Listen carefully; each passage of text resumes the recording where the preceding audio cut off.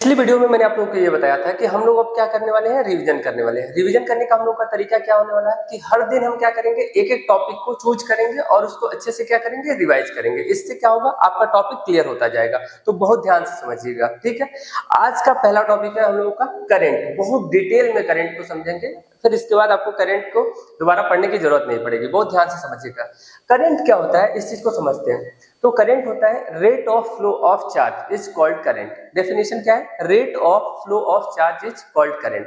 अब एक चीज आपके दिमाग में आएगी कि ये rate of flow of charge, charge तो इलेक्ट्रॉन भी है, प्रोटॉन भी है और न्यूट्रॉन भी है, समझ रहे हैं कि नहीं। ये तीन चीजें हैं, लेकिन क्या इलेक्ट्रॉन की वजह से करंट आता है या प्रोटॉन के फ्लो की वजह से या न्यूट्रॉन। तो एक चीज क्लियर रखिएगा कि इलेक्ट्रॉन की फ्लो की वजह से हमें क्या मिलता है, करंट। और करंट का फॉर्मूला क्या होता है, तो ध्यान से समझिएगा। I इक्वल टू होता है Q अपॉन T। Q में को एक्चुअल में क्या बोलते हैं, Q क्या है, चार्ज। Q क्या है, चार्ज, और T क्या है, टाइम, और I को बोलते हैं करंट। देखिए जो मैं डेफिनेशन बोल रहा हूँ वो कहां से बोल रहा हूँ, ध्यान समझिएगा। टाइम को बोलते हैं rate, rate of flow of charge is called current. क्या है, rate of flow of charge is called current. समझ आई बात। अब इसके बाद समझेंगे कि करंट की यूनिट क्या होगी।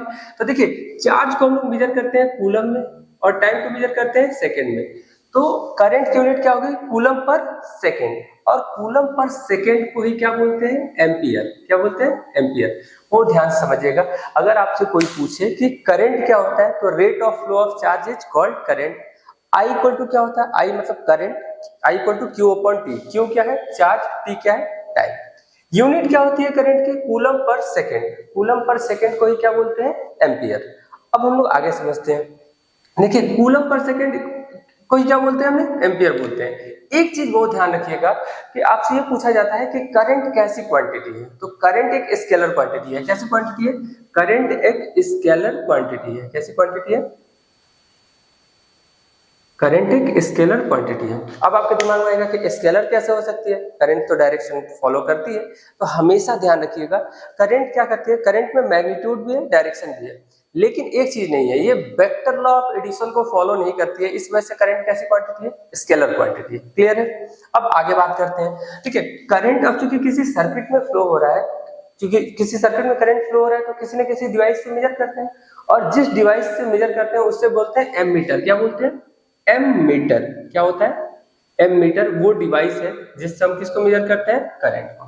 किसको मेजर करते हैं, करंट को। यानी क्लियर है कि एमीटर किससे क्या मेजर करता है, करंट को मेजर करता है। अब हम समझेंगे कि करंट का डायरेक्शन क्या होता है। ये बहुत थोड़ा सा ध्यान रखने वाला पॉइंट है, करंट का डायरेक्शन क्या होता है। तो हमेशा ध्यान समझिएगा, जिस डायरेक्शन में इलेक्ट्रॉन फ्लो करता है उसके अपोजिट डायरेक्शन में क्या होता है, करंट के फ्लो का डायरेक्शन होता है। मान लीजिए इलेक्ट्रॉन इधर से इधर ऐसे ऐसे जा रहा है, तो करंट किधर जाएगा, ऐसे ऐसे आगे की तरफ जाने वाला है। समझ रहे हैं कि नहीं। यानी हमेशा करंट का फ्लो का डायरेक्शन क्या होगा, opposite to the flow of electron. अब ये समझ लेते हैं कि इलेक्ट्रॉन किधर से किधर फ्लो करता है। तो देखिए बहुत ध्यान से समझिएगा, ज्यादातर चीजें हायर पोटेंशियल से लोअर पोटेंशियल की तरफ फ्लो करती हैं। कोई भी चीज हायर पोटेंशियल से कहां जाती है, लोअर पोटेंशियल की तरफ। लेकिन इलेक्ट्रॉन इस जस्ट अपोजिट है। इलेक्ट्रॉन क्या होता है कि लोअर पोटेंशियल से किधर जाएगा, हायर पोटेंशियल की तरफ फ्लो करता है। किधर की तरफ, इलेक्ट्रॉन हमेशा लोअर पोटेंशियल से कहां जाता है, हायर पोटेंशियल की तरफ जाता है। आई थिंक ये आपको समझ में आ गया होगा। आपको फॉर्मूला बता दिया। अब एक फॉर्मूला और है जो करंट को पढ़ने में आपको यूज होता है, और इस पर कई बार न्यूमेरिकल पूछ लिया जाता है। क्या है टॉपिक, तो जैसे मान लीजिए इलेक्ट्रॉन फ्लो कर रहे हैं, तो जैसे एक फॉर्मूला हम लोग पढ़ते हैं I equal to NE upon T.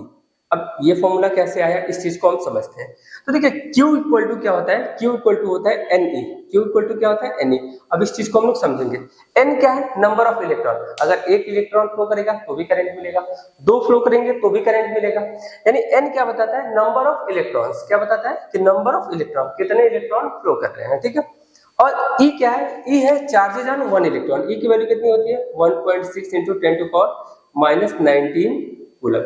ये क्या होता है, किसकी वैल्यू होती है, E की वैल्यू होती है। E मतलब electron, charges on one electron कितना होता है, 1.6 × 10⁻⁻19 कूलम।